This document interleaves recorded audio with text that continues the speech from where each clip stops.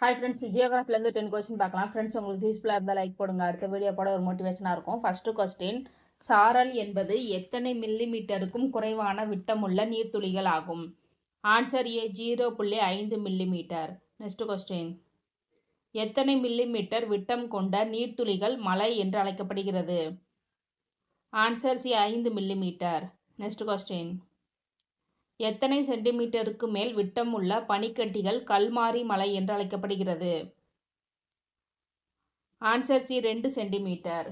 Next question, மேகங்கள் உயரத்தின் அடிப்படையில் எத்தனை வகைகளாக பிரிக்கப்படுகின்றன? Answer B 3. அவை மேல்மட்ட மேகங்கள், இடைமட்ட மேகங்கள், கீழ்மட்ட மேகங்கள் என 3 வகைகளாக பிரிக்கப்படுகின்றன. நெக்ஸ்ட் கொஸ்டின், முற்றிலும் ஈரப்பதம் இல்லாத மேகங்கள் எது? ஆன்சர் ஏ கீற்று மேகங்கள். இந்த மேகங்கள் மழைப்பொழிவை தருவதில்லை. நெக்ஸ்ட் கொஸ்டின், பெண் குதிரை வால்கள் என்று அழைக்கப்படும் மேகம் எது? ஆன்சர் ஏ கீற்று மேகங்கள்.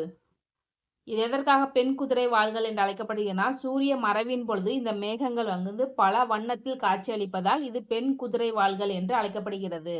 நெக்ஸ்ட் கொஸ்டின், கீழ்கண்டவற்றில் கனமழையையும் அதிக பனிப்பொழிவையும் கல்மாரி மழையையும் தரக்கூடிய மேகம் எது?